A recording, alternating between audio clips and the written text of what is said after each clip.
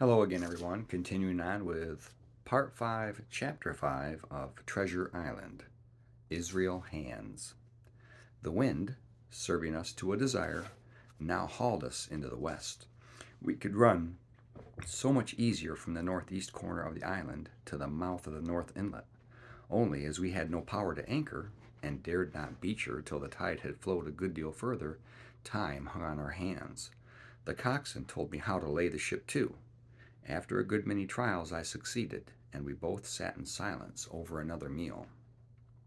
"Cap'n," says he at length, with that same uncomfortable smile, "here's my old shipmate, O'Brien. Suppose you was to heave him overboard. I ain't particular as a rule, and I don't take no blame for settling his hash, but I don't reckon him ornamental now, do you?"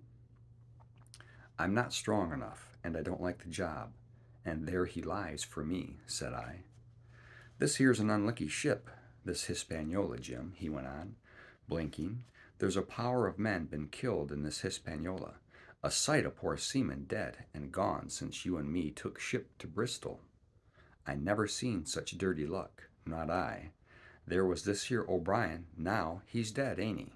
Well, now, I'm no scholar, and you're a lad as can read and figure, and to put it straight, do you take it as a dead man is dead for good, or do he come alive again?" "You can kill the body, Mr. Hands, but not the spirit. You must know that already," I replied. "O'Brien there is in another world, and may be watching us." "Ah," says he, "well, that's unfortunate. Appears as if killing parties was a waste of time. Howsomever, spirits don't reckon for much, by what I've seen. I'll chance it with the spirits, Jim.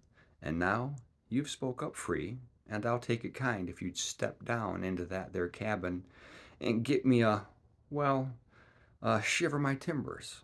I can't hit the name on it. Well, you get me a bottle of wine, Jim. This here brandy's too strong for my head." Now the coxswain's hesitation seemed to be unnatural, and as for the notion of his preferring wine to brandy, I entirely disbelieved it. The whole story was a pretext. He wanted me to leave the deck, so much was plain, but with what purpose I could in no way imagine. His eyes never left mine. They kept wandering to and fro, up and down, now with a look to the sky, now with a flirting glance upon the dead O'Brien.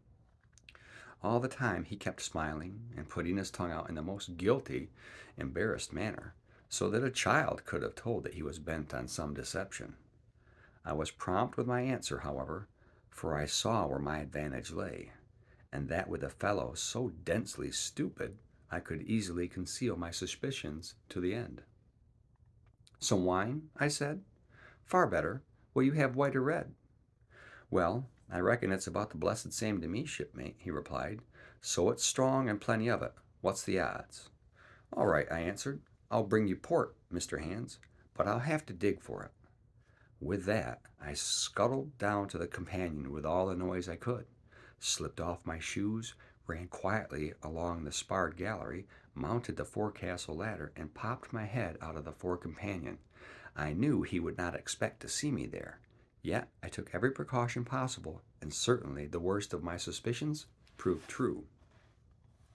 He had risen from his position to his hands and knees, and though his leg obviously hurt him pretty sharply when he moved, for I could hear him stifle a groan, yet it was at a good rattling rate that he trailed himself across the deck. In half a minute he had reached the port scuppers, and picked out of a coil of rope a long knife, or rather a short dirk, discolored to the hilt with blood.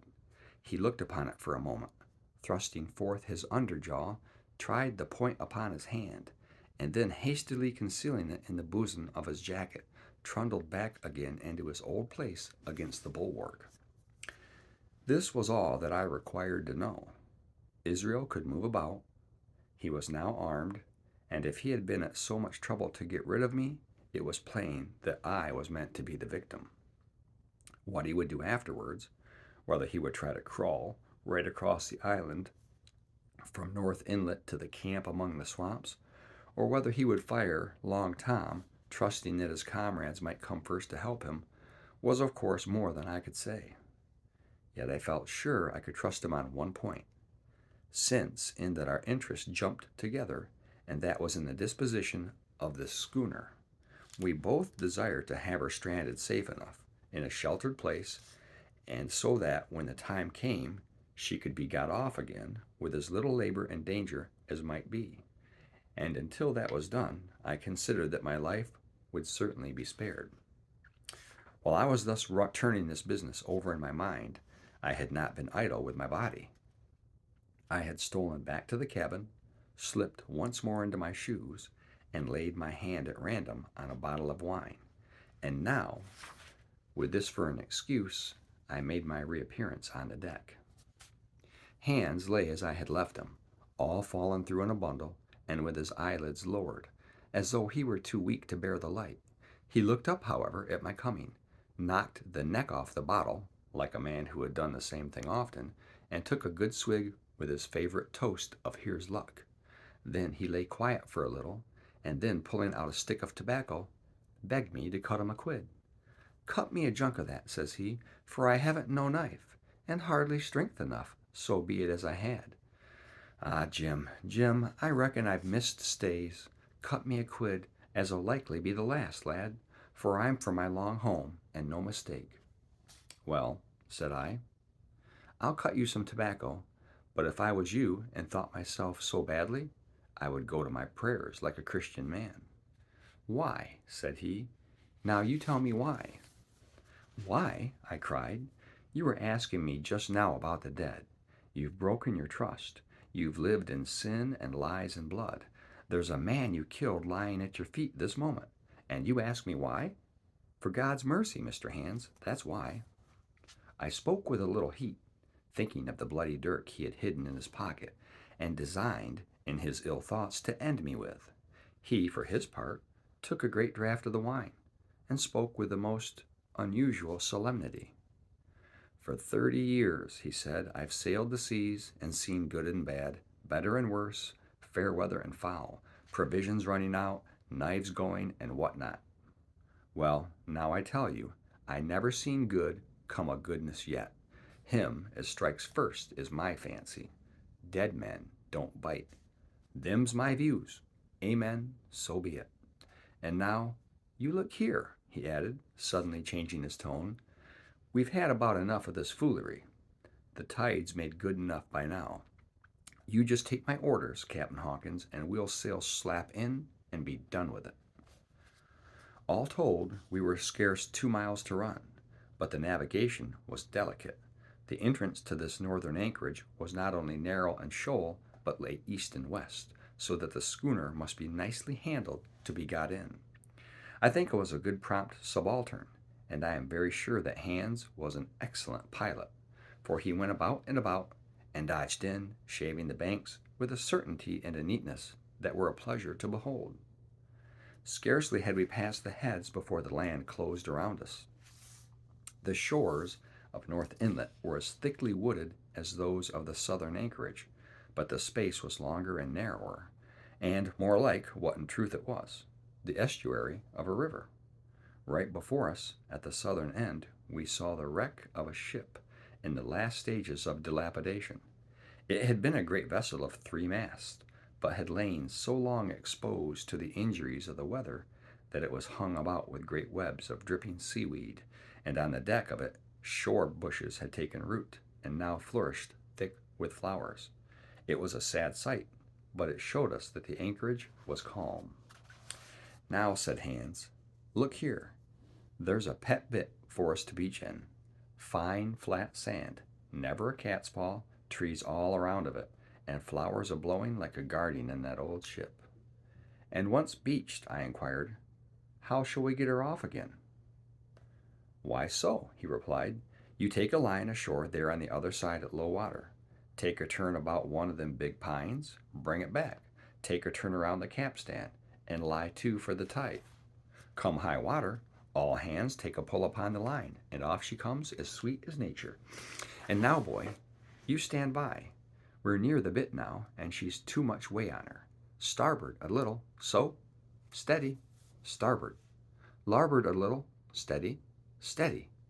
So he issued his commands, which I breathlessly obeyed, till all of a sudden he cried, Now, my hearty, luff! And I put the helm hard up, and the Hispaniola swung round rapidly and ran stem on for the low wooded shore.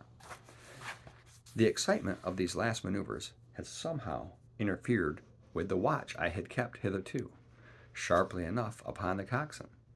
Even then, I was still so much interested, waiting for the ship to touch, that I had quite forgot the peril that hung over my head, and stood craning over the starboard bulwarks and watching the ripples spreading wide before the bows. I might have fallen without a struggle for my life, had not a sudden disquietude seized upon me and made me turn my head. Perhaps I had heard a creak, or seen a shadow moving with the tail of my eye. Perhaps it was an instinct like a cat's. But sure enough, when I looked round, there was Hans, already halfway towards me, with the dirk in his right hand. We must both have cried out aloud when our eyes met, but while mine was the shrill cry of terror, his was a roar of fury like a charging bull's. At the same instant he threw himself forward, and I leapt sideways toward the bows. As I did so, I left hold of the tiller, which sprang sharp to leeward, and I think this saved my life, for it struck Hans across the chest and stopped him for the moment dead. Before he could recover, I was safe out of the corner where he had me trapped, with all the deck to dodge about.